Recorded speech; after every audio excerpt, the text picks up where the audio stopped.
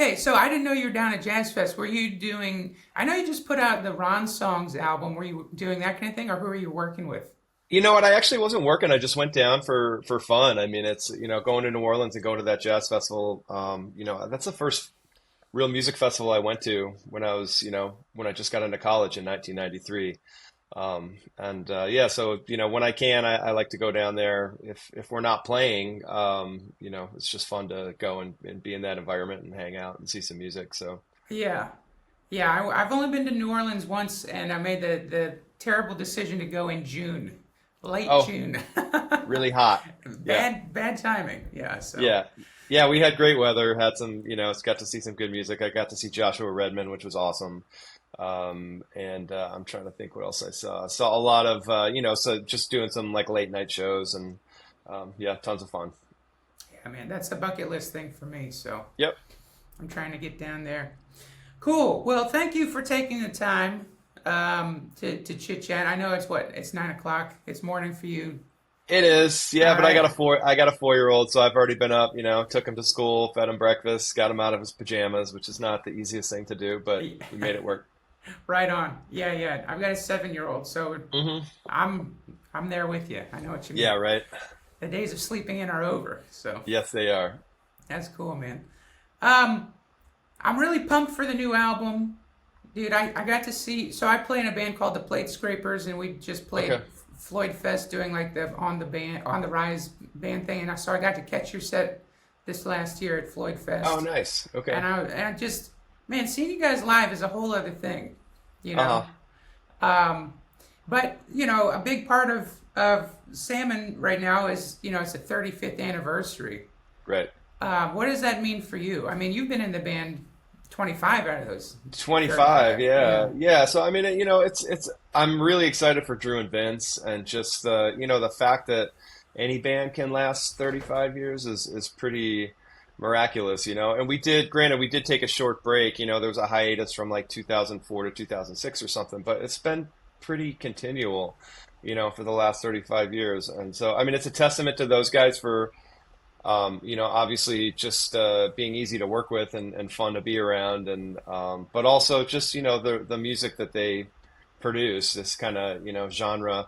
I was actually down in New Orleans with a friend of mine named Tim Newby, who's a writer. He wrote the a book called 30 Years of Festival about Leftover Salmon that got Oh, cool. published, maybe 5 years ago or something. But we were talking about like what is it genre wise, what is leftover salmon? How does it fit in with things? And now I hate the term jam grass. You know what I mean? Yeah. But that's just kind of what's become the catch-all term. And, I think it's mostly I just don't like the term jam because it has such a negative connotation for whatever reason. But regardless, Drew and Vince have, kind of been part of the early jam band scene, for lack of a better term, along with Panic and Fish and Dave Matthews Band and String Cheese Incident and all those bands. And now that's grown into this new genre, jam grass, for, again, lack of a better term. But, Billy Strings and Green Sky Bluegrass and Yonder Mountain, all the influences they've had, over the course of the last 35 years is really cool. And to be along the ride for 25 years of that has been special, just seeing the changes in the the kind of the festival scene and just how much support there is and is this kind of community of like-minded bands has grown primarily around bluegrass, has been awesome. And then also for me personally, just the connections that I've made and opportunities that I've gotten to do other things, you know what I mean, in the bluegrass world has wouldn't have happened without being in Salmon, I don't think, which is awesome. And then as I've been in the band, for longer, I just become more and more involved in the business and kind of helping to run the band. So, and also produce the records. I think this record is like the fifth in a row that I produced for the band. So that's been special for me too, to kind of be in the unique position of being able to kind of help shape the career. Drew and Vince trust me enough to allow me to do that, which is fun and it's a cool thing to be a part of. Yeah, well, you're kind of it's I guess Drew and Vince are the founding members, but Uh-huh. you're right there with them. I Yeah. think so. Do you feel like that kind of ownership, or do you feel like you're kind of along for the ride?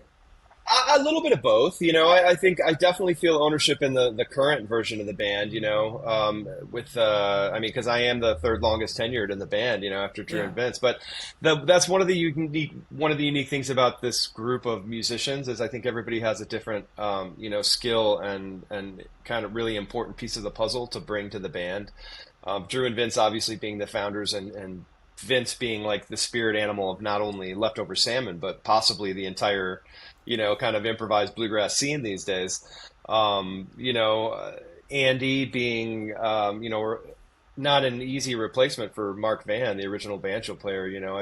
We have a lot of fans who still really miss those days and the energy that Mark brought, but Andy brought that in when he joined the band, and then Alwyn, our drummer, just the professionalism that he exhibits, and he's so fun to play with. And then our newest member, Jay Starling, multi-instrumentalist, bringing his own special kind of, obviously being able to play everything, and he's just a great person, and he really loves to interact with the fans. So anyway, all of us bring a certain amount, just a different piece of the puzzle. And I'm more of like behind the scenes guy as a bass player, but also just, being able to, like I said, help produce the records, help kind of run the business. And so I feel ownership in that regard. Like that's my, my part of the puzzle, I guess.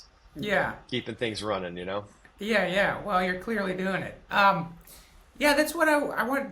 I mean, I have so many questions about that kind of stuff, but Yeah. just thinking from, about the new album, Let's Party About It. Hmm.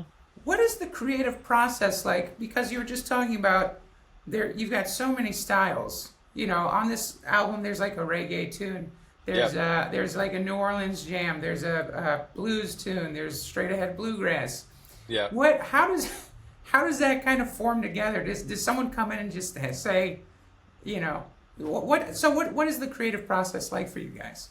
I mean, for this particular album, it's the first one that we consciously decided to work with an outside writer. You know what I mean?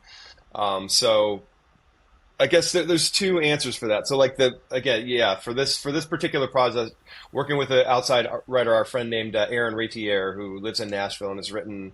I mean, if you pull him up on on the internet, you'll see just this list of hundreds of Nashville hits that he's been a part of. Right, just one of those songwriters that nobody knows his name, but he's just like an integral part of just like the hit making, you know what I mean, factory. But he happens to be a Leftover Salmon fan, and Vince met him when he moved to Nashville several years ago. And so anyway, we've just been talking to him, about, oh man, it'd be so fun to get together with you and write some tunes. So we all got together for 4 days in North Carolina, literally with a couple ideas, a couple riffs, some lyrics, maybe that Vince and Aaron or Drew and Aaron had kind of put together, in other writing sessions leading up to it. But we just jumped into it and we're just like, let's see what happens. And so that process was, literally just sitting in a circle and just throwing lyrics around. And, depending on who was in the room, it was like, okay, we'll focus more on lyrics if it's Vince and Aaron, or if like Andy and I were in the room with people at that moment in time, we might be focusing a little more on the progression or the arrangement, putting things together like that. And so stylistically, the songs just became what they needed to become. I think the blues tune you mentioned on there, we really couldn't figure out exactly what to do with it stylistically, and then all of a sudden Drew just like kicked into the blues thing, and that's where it went. I mean, it was at like 10 a.m. on a Sunday morning. We're just out around drinking coffee trying to figure out how to address that tune, because the lyrics were there. We loved the concept of, getting it done. And it's like the whole hook is like getting nothing done for you, right? And he talks about all these things he should be doing, mowing the lawn and paying the bills. And so that just, once he found that, just kind of on a whim, that blues, the blues in E on an acoustic guitar, it all kind of wrote itself from there. But then, stylistically, the ability to move around into different genres, I think that is it's just a part of Leftover Salmon. I think everybody is influenced by, many different styles of music. I wouldn't say that anybody in the band is like a true like bluegrass player, you know what I mean? While we're all influenced by it, Vince comes from folk music, but also from rock music, and Drew is, highly influenced by 70s rock and all that before he got into mandolin. And I was, very influenced by jazz, very influenced by rock myself. And so, it feels natural and easy for us to do that. It's not, none of the genres are necessarily forced for us. I Hmm. think the trickiest thing sometimes is to like, because we're considered a bluegrass band in some circles, how do we play enough bluegrass to still be considered that, because like we love playing reggae just as much as we love playing bluegrass. And from a bass player's perspective, it's all about, just like for me, just understanding the pocket and staying true to what you're supposed to do in that particular style. And if I'm gonna, if I'm thinking about a reggae tune, I'm gonna go as close to Family Man as I possibly can. And if I'm playing bluegrass, I'm gonna think about my guys like Mark Schatz and Mike Bubb and Dennis Crouch and try to do that. And if I'm playing a New Orleans thing, I'm gonna be thinking about George Porter, and you know what I mean, like trying to really. And those are all styles and musicians and just like environments that are near and dear to my heart. And the same with everybody in the band. We love being able to do that and investigate those grooves. Yeah, that's so cool. You that's what's so cool. When you said Family Man, I was like, when I was listening to it, I could hear Wailers. I kind of was Uh-huh. like getting the Family Man vibe, so that was really cool. Yeah, and Um, honestly, man, like I remember writing the horn arrangement for that tune, the night before the session that we had the horn players come in, and I literally just like, I was just like, okay, shit, I got to write these horn parts, and so like I've listened to a ton of reggae, but I've never had to sit down and write out like a reggae horn part, just figuring out like how is it even voiced?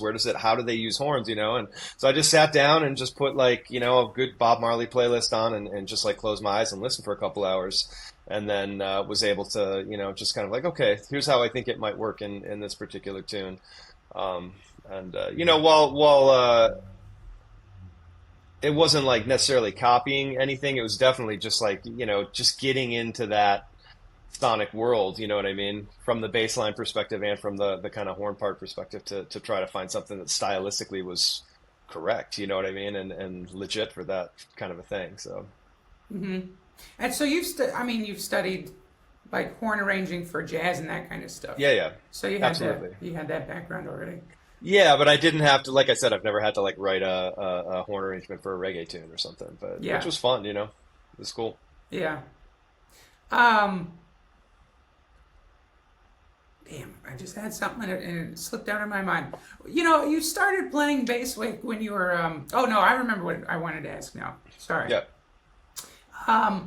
You guys have like such a tight sound. I know you're locking with Alwyn really well, but yeah. what kind of playing tips do you have for tightening up your groove?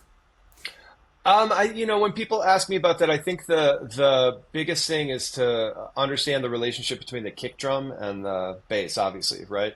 It's in any style, right?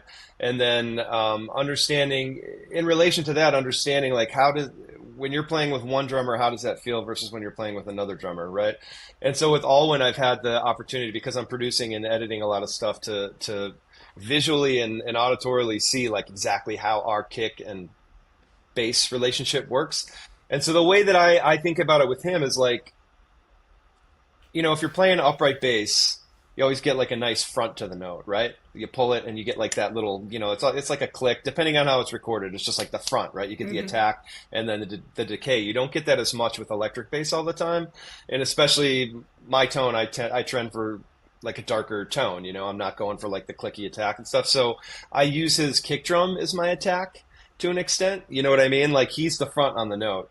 And then, but when I look at on Pro Tools, even just seeing our waveforms, I tend to be just like slightly behind where his attack is. And so I think that works well because you hear the attack from the kick drum and then you get the length of the note, right? But it's not far enough behind that it flams. You know what I mean? Yeah, And that's pretty true in many styles. And so again, it's like understanding that relationship. That's what really tightens things up. It's like I'm always listening to the kick. Or once I feel like that's pretty dialed in, then I want to listen to the last thing I'll listen to is the snare, quite honestly, because that's the side of the beat I'm usually trying to avoid, to leave that open for him, right? But I'm listening to like ride cymbal. I'm listening to hi-hat just to make sure that like the way he's feeling things, if he's swinging things a little bit, if he's straightening things out, if he's active, if he's, whatever, just to like So the way that I'm, filling or maybe anticipating or just like even playing ghost notes and stuff is locking up with that side of things, So you got the macro of the kick drum, understanding that, the micro of like the 16th or 8th note driven patterns that are coming from the cymbals, his groove generators. And I guess, snare to an extent, sometimes like, maybe ghost notes or accents that he's doing before he's hitting the backbeat. Um, just getting everything synced up with that, I think is key. And then obviously just, the more you play with somebody, Alwyn and I have been playing a lot of shows for 10 years, and just that mind meld you get into, understanding, like I can feel if like if when he's going to do something, I know it's going to happen, right? And I know there's like, okay, this feels like something I need to stay out of the way for. This feels like I know what he's going to do. I can jump in on that. He can feel, Greg's going to put something here, he'll kind of stay out of the way. We're really good at that. And also we have that relationship where like some tunes I'll forget to like double up on the kick or something like, or along with the kick. And we'll like, there's times when like I'm playing a single and he's playing a double, and then we'll switch and we're trying to find each other with that because we're listening so intently to what each other do with that. And that's just like a relationship based thing that only comes from time. And fortunately, the last thing I'll say about that is that Alwyn is very, very metronomic in his time, which is awesome, which I love, because we all as musicians, like we spend a lot of time working with a click, right? With a metronome or whatever. And so it's hard when you do that and then you play with a drummer who doesn't necessarily live in that same world, push and pull, which is fine in certain genres, but it's hard, you know what I mean? At times you just really have to stay focused on that instead of the music at times. So Alwyn, because of the way that he plays with a nice feel, but it's very, very metronomic, makes it really easy to focus on, the tightness of the groove at times, I think. So very long-winded answer. No, I love it. We're into nerdy shit. This is what Yeah. I'm all about. In fact, my follow-up question was, you said leaving the snare open. I was wondering, especially when I'm playing bluegrass, I'm thinking Yeah. about actually trying to kill my note before the mandolin strike to kind of Yeah. get like the back and forth. I just wonder if you think about note length the same way. Yeah, I do for sure. You want to get out of the way of the back half of the beat, but you also don't want to choke it off too much. You know what I mean? And so there's like a way, that's kind of an interesting thing for me playing bluegrass on electric bass versus upright bass, right? Again, upright has like a built-in decay, depending what kind of strings or what kind of, what your bass, how it wants to speak. But the muting between left hand and right hand of like, it's not a choke off of the note. It's like a softening of the note in order to like speed up the decay. You know what I mean? And so that then it decays in like a nice natural way. It's like a soft stop to the note, but it has to be done, like you said, before beat 2 or beat 4. Because if it's not, there's just too much information. You're covering up the guitar at that point. You're covering up the mandolin, it doesn't allow for the music. I think in acoustic bluegrass situations, especially for things to kind of stay on like that front edge of the beat without rushing that it needs to. Yeah. Long notes to me, if you play too long on the upright bass, specifically if you're playing without drums, it leads to things settling back a little bit. You know what I mean? Yeah. But man, like different tempos, you got to have different lengths for sure. You're playing like a slower bluegrass tune or like a waltz or something. Where do you decay that note? But yeah, it's that concept of, like you said, just getting out of the way of the 2 and 4 of the backbeat to let that all kind of work together. Yeah. Yeah, I don't know. I mean, maybe it's I didn't really play bluegrass before I was in this band, and I was a typical kind of guy. I was like, "Oh, how hard can it be?" It's like a set, form you're doing, but there's so much subtlety, and you have to be like right on all the time. You do, So, man, and you got to know the tunes. That's one thing I work with quite a bit with. So I teach at University of Colorado, Denver, when I'm not on the road. And one of the classes I teach is a bluegrass ensemble. And, bass players, it's always like you said, yes, playing open strings, just playing 1 and 5 is not the most difficult thing, right? And that's the easiest thing to pick up on. But the subtlety of the feel, like you said, and then just keeping track of the tune. And in a bluegrass band, that's really your primary job as a bass player. Don't get lost. You know what I mean? Because everybody else is doing the hard work. We don't have to play the 16th notes that the banjo's playing. We don't have to, know all the variations of this fiddle tune that the other folks know. At least playing wise. You should know it mentally, I think, be able to sing along with that stuff. But yeah, just keeping track of the form, and that's always my number one thing with my bass students in there. Is like, man, you gotta don't get lost. You know, these people are doing all the hard work. All you have to do is just like keep the form. You know. Yeah. Yeah. Yeah, for sure. Well, also, I played jazz too, and coming from like a Hmm. standards world, and then all of a sudden you're playing all these crooked ass tunes that like Yeah. there's an extra beat right here, and then like we Yep. go to this third part only ever, so many times that yeah, that's kind That's of the fun. That's the I fun of know, it, though, man. And yeah, like the I remember those moments with tunes where it's just like, when it finally clicks and you're like, oh, okay. Not only can I count that or understand that there's a crooked bar there, but when you can feel it, a lot of that comes from understanding the melody. Like true story. I remember playing when I first started playing with the Punch Brothers way back when. I They were working on Jerusalem Ridge, the Kenny Baker, great fiddle tune, right? good And example. depending on the version you listen to, whether it's a Tony Rice version or like Monroe playing it or Kenny Baker, there's different ways to play some of the crooked parts, right? But I just could not get my head around how that worked. And I remember playing, like, I'm like, okay, I'm here with Chris Thiele and Noam Pikelny and like all these guys. And I'm like, I cannot figure out this fucking tune. And it was making me crazy. But then finally it clicked in, like you hear that crooked part and you're like, oh, okay, I get it now. And then it has to do with like listening to the melody, like hearing like, oh yeah, that's what it does. Just listen for that part. It's going to come right back in where the melody tells you to come in, instead of, like you said, relying on the formulas of always keeping things in 4/4 and 8 measure sections and whatever that you get in standards or AABA kind of stuff. But that's the fun of it, man. Yeah. One thing I wanted to ask you about, like, I just feel like you've been part of so many important groups, right? The Punch Brothers, Uh-huh. Salmon, you got Hmm. Mighty Poplar going on. I'm just wondering if, and you also have your own music you make, you're Hmm. producing. Um, are Does this stuff just kind of happen for you because you are in the community now, or are you like a real go getter, like to say, hey, I got this stuff, let's work on this? Are you inviting everybody in? A little bit of both. It depends, I think as I've gotten older, I've just noticed that I think I'm, in certain regards, just like a connector. You know what I mean? And I think that's part of the job of a bass player anyway. You know what I mean? And I love to play music at a certain level. You know what I mean?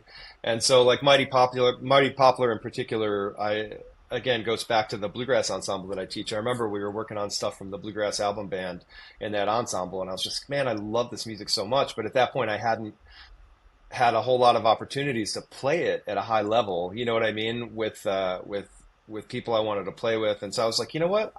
I want to do I want to do this. These tunes are so amazing. My group sounds really good doing it, but I'm not the one playing bass. Like I want to know, I want to do that, and so that led to making the calls on that one. And it just started as an idea, just like. And true story, Billy Strings was supposed to be the original guitar player for that project. He was the first guy. I remember Facebook messaging with him while I was in my ensemble, been like, "Hey man, would you ever want to play some of these tunes? And here's the guys I'm thinking about." And he, in the interim of like the genesis of the idea, and when we actually got around to executing and recording, he was on his meteoric rise, exactly. So it just didn't work out, and I'm in a lot of ways that's good. I mean, because I was able to reconnect and play with Chris Eldridge, who's an amazing spirit and an incredible guitar player, on the same level as Billy. Anyway, you know what I mean? And so, but yeah, that's where that came from, and just making calls, and then eventually, yeah, I wouldn't say being a go-getter, but just following up and making sure that we stayed kind of on task and got the into the same room at the same time to make the record. And then, honestly, because that band in particular has so many producers inside the group, like Chris Eldridge is a producer, Noam is a producer, Andrew Marlin is a producer and a great engineer, and Alex Hargraves is the same. It's just like when you get into the room, you get the right group of musicians together, you just let things happen. I don't have an agenda with those kind of things, you know what I mean? And Punch Brothers, that was more Chris's baby. We had a jam session. I remember the jam session in Nashville before that band started, and he was telling us about how he was starting to write some classical music or like chamber music. And we were all like, "Oh, that's awesome, man! I can't wait to hear the record." Assuming it was going to be like Bela and Edgar Meyer and Jerry Douglas and you know what I mean, and Brian Sutton or whoever. And then he called us all. This was me, Chris Eldridge, and Noam and Gabe. And then he called us all a couple weeks later. He's like, "Oh, do you guys want to make that music with me?" So that was always his, you know what I mean? The genesis was him pulling the people together that he felt comfortable making that music with. But there's been some, there's been some other ones, man. I mean, like, I did, after I stopped playing with Punch Brothers, I did some of my own music and put on a concert series in Denver that I called Improvised Roots. But my first concert with that was Brian Sutton on guitar and Bill Frisell on guitar and Ron Miles, right? We just did a quartet. And honestly, that led to Bill recorded a tune with Brian on one of his solo records. I did another one with Aoife O'Donovan, who's an amazing singer, used to be with Crooked Still, but now is doing her own, brilliant music. And a trumpet player named Dave Douglas, who's a great jazz artist and super influential on me. But he went on to use her to make a really, really nice, jazz influenced kind of vocal folk record after they had met on that gig. I feel good about making those connections, and I'm also it's nice. It's a nice like form of validity to be like, oh, I put these people together, and then they went off and did something else too. I think that's always really cool. Yeah, man. I don't know. I'm just happy to be the bass player in most of those groups when I get in the room. Quite Yeah. honestly, that's the fun part. It's like I just want to play bass behind these people, and what is that like to play really high level bluegrass with some of my favorite people, Yeah. or Yeah. jazz or whatever it is. So. Right. Yeah. And well, I was just listening to Ron's songs too, which we wrote up when it came out. Yeah, which I So appreciate, man. That's a so nice cool. review. Yeah. Yeah, yeah, so cool, man. I love that kind of style. Um, and you know what? There's something about, I don't know. I don't want you to take this the wrong way. I feel Yeah. like the style that you're playing it is more accessible to people. You know what I mean? Because the Yeah. drums have a little bit more of a, you know, backbeat kind of going on Yeah. a few of the tunes.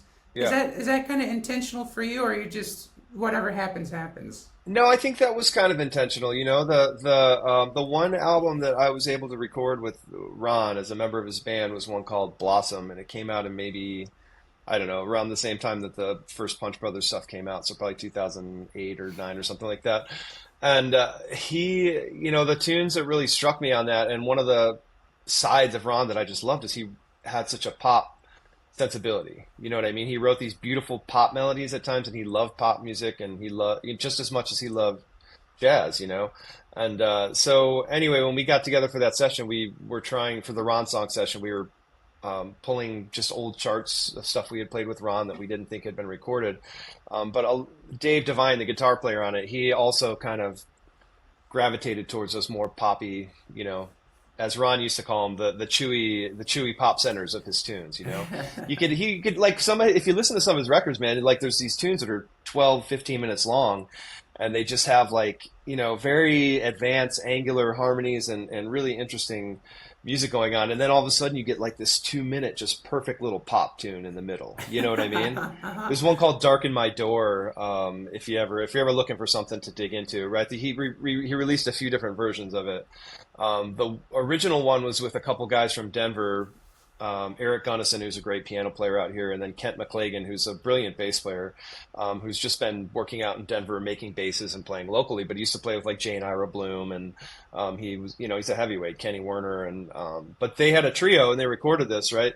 And this tune is just like, non-functional harmony and all this really, really cool stuff going on, in this big long form. But then there's just this, again, like this beautiful middle part that then he eventually took that middle part out and recorded it on a duo record with Bill Frisell. And so like depending on which version you listen to, and we kind of did that on the Ron Songs album. The last track on there is called Sleepyhead, and that came from one of those kind of compositions where there's this big long kind of open, almost like free part at the beginning, and then there's that little pop center, and that's what we recorded, was just a little pop middle part. A cool thing about that is actually the drums on there. It's a Linn drum machine, which is the one that Prince used to use. And the reason we used it is because we were at the studio where Ron had been recording quite a bit, in his later years. And he left that drum machine at the studio, and I think he left it for Colin Bricker, who runs the studio. And so we were like, "Oh man, that's Ron's drum machine. Let's just put it on and see what happens." And we just left it. It sounded really cool, and just because it's his drum machine, and you know, you can't help but have a backbeat on something like that. Yeah, So, yeah. so while it wasn't conscious of like we want to make this accessible, it was just like these are the tunes that we want to record in Ron's world. We did record some other things that were a little jazzier, and I'm gonna release an updated version digitally of the album that has I think 3 or 4 more tracks that are more more just like straight ahead jazz, for lack of a better term. And then there's one that's like super free and interesting, but they just didn't they didn't fit the vibe of I think what we put onto the vinyl. You know what I mean? And Yeah. also limitations of vinyl. You got to get it under 20 minutes aside. Just had to leave a couple things out. Yeah. I think the collection of songs you got is really cohesive. So that's what Thank I you. I think. appreciate that, man. Yeah, yeah. Um, let's see. Gotten over a lot of the stuff I want to talk about, but I know you're about to, you guys are going to be hitting the road, kind of a road dog band. Yep. Yep. So well, first let's geek out on gear. What kind of stuff do Yep. you take on the road? It depends. I was just actually kind of trying to figure out what bass I wanted to take on the road for this one. And I think I'm gonna take I just found a 73 telly bass in Portland over we were out there for New Year's, and so I think I'm gonna take that out. It's been I'll show it to you. It's got Yeah. it's just like Oh, yeah, with like the big old, you know what I mean, the big old yeah, humbucker, and so it's taken a minute for me to kind of get it all set up how I need to, because you bring a bass like this from Portland, Oregon to Denver, Colorado, it's just going to take a while for the wood to kind of settle in, and this one has that micro tilt neck on it, you know what I mean, and so like getting that the end of the fingerboard adjusted and the truss rod adjusted, but I think it's finally kind of settled into the point where I feel comfortable taking it out. So I think I might take this one on the run we're about to do. Generally, like gear wise, we backline quite a bit, but my go-to is always an Ampeg, like an SVT. Either a 610 or an 810, depending on the size of the stage. But I like the SVT Classics, or the SVT VR is kind of my favorite. That's the one I have at home, and we use our own gear. We do that. I like tube preamps, you know what I mean? If I can't get an Ampeg or something, the one I really love the sound of is the Oracle by Arkham. I don't know if you know that one. yeah. A guy in Maine. It's the first version of it, and it's the only issue is tube gear tends to kind of be finicky and break a lot on the road, Right. which Yeah. sucks. So the last tour actually took out a Nordstrand, the Rocket, what's it called, the Rocket something. It's like their little blue preamp box, Yeah, yeah. solid state. This sounds pretty good. I like it. It doesn't sound like tubes, but it works really well. So if I can't get my first choice of Ampeg and kind of just go that route, I'll have some kind of a preamp with me, either the Arkham or the Nordstrand, and then trying to think what else you want to know gear wise. Well, you're not a big pedal guy, huh? You're not I am bringing. actually, yeah, Oh I yeah. do use some pedals. Yeah, yeah, yeah. Okay. The one that always comes with is the Octabvre, the 3-leaf. Yeah. It's the one of the I think it was version 2 maybe, so it's the bigger footprint, but I Yeah. like that because it has the 2 different buttons where you can kick in just the sub, which is awesome, and I like that one. And I think it's the first version where he did the switch where you can kind of go for the deeper tone or the original tone. Honestly, man, I've been trying. Like I'm on his newsletter, and every time he releases the Octavia, the new one, I like try my hardest to get one, and I never can. It's It's yeah. so hard because I would love to get one with the smaller footprint just so I can have a little more real estate. But I use that. I use I always like to have kind of like a pedal that introduces like randomness. You know what I mean? For lack of a better term, this one, what is it? This is old blood noise endeavors. It's just like a reverse delay, right? And it just is really fun. I just never, just shit where I can like kick it on at some point. It just introduces some kind of a random element to things. I can't use it all the time, obviously, when I'm playing bluegrass, but when we're getting to some more the jammier stuff, it's nice to have that. There's another one that they make called the Dark Star, which is like this really weird kind of bit crushy decayed reverb that I use from time to time.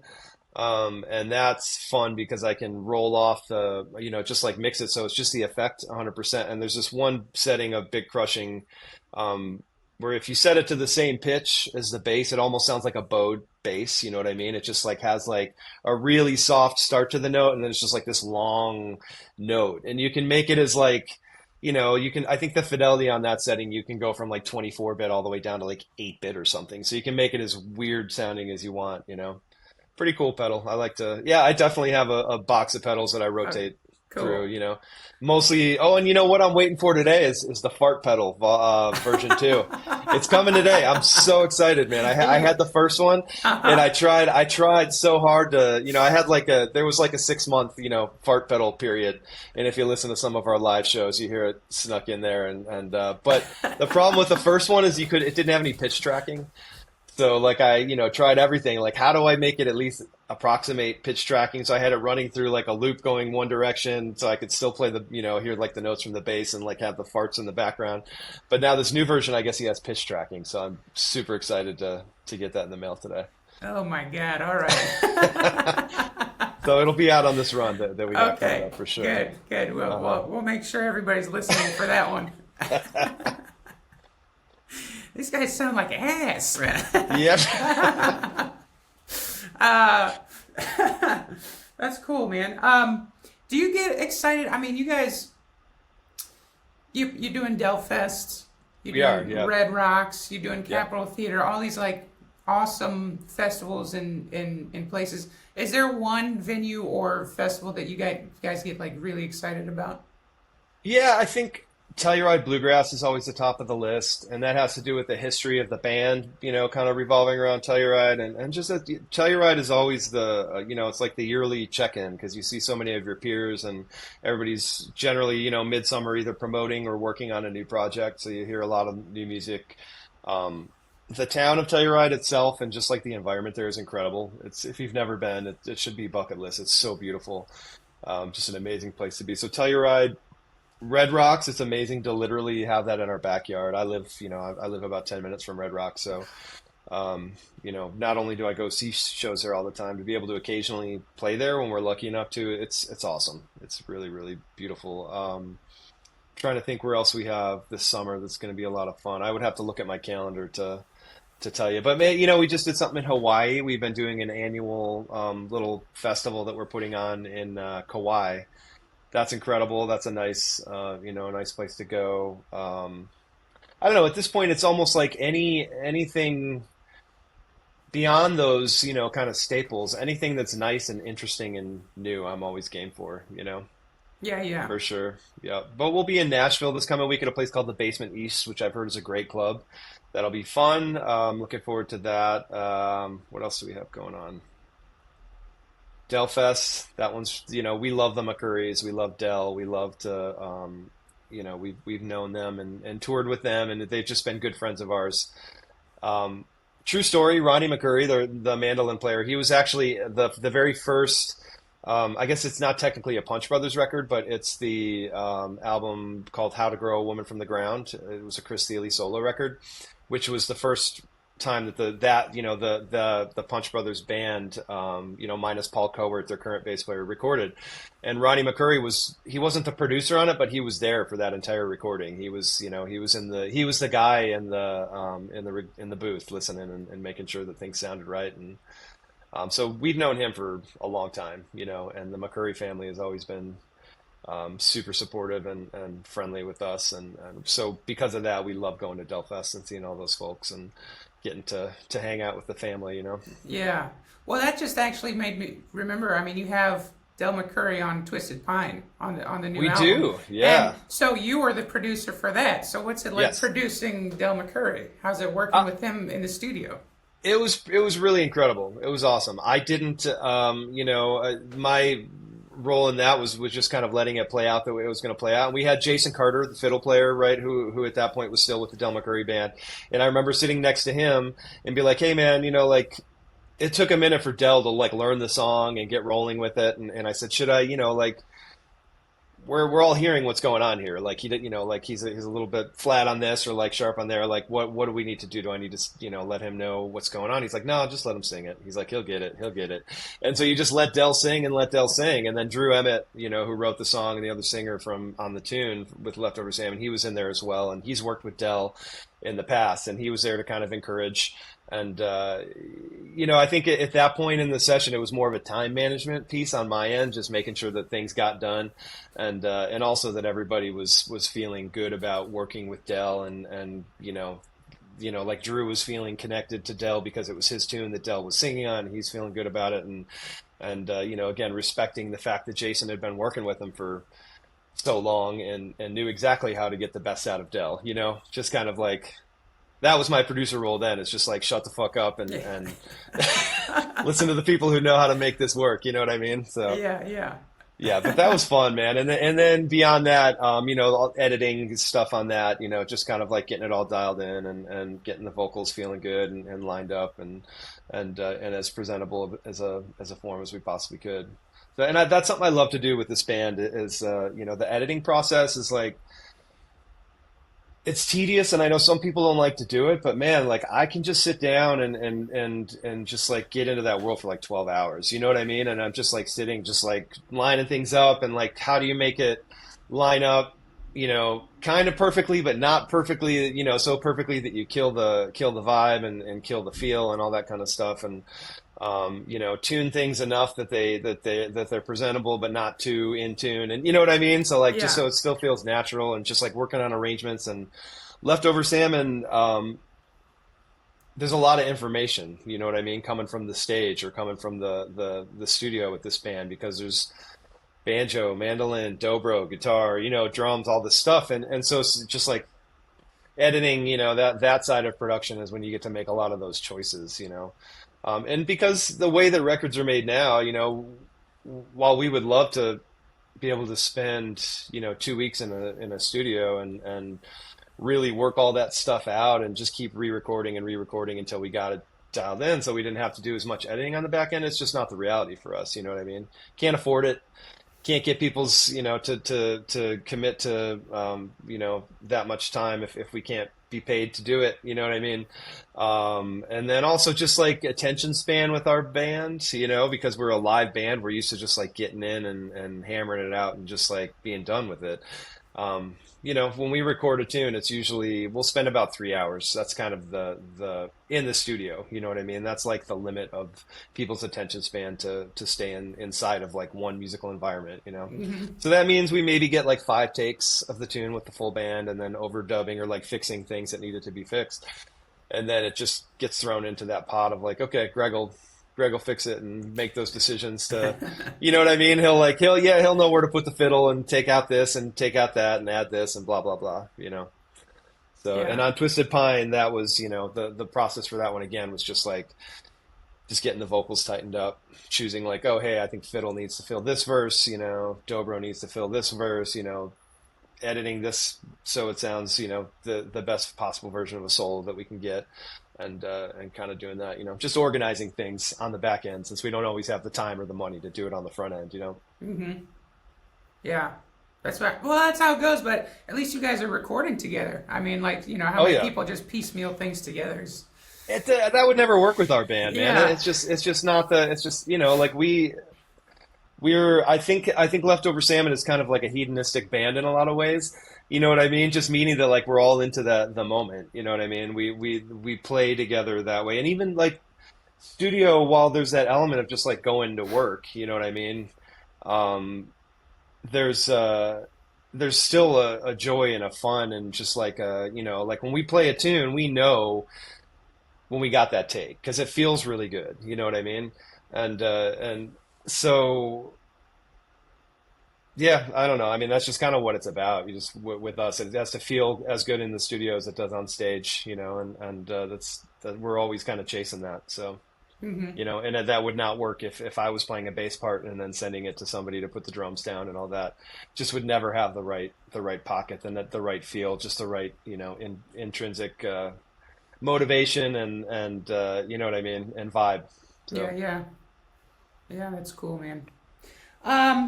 Cool. So you guys are going to be on the road. What else? What else is coming up for you? I mean, are we gonna? Is there going to be any more Mighty Poplar, or you have a new solo album? What?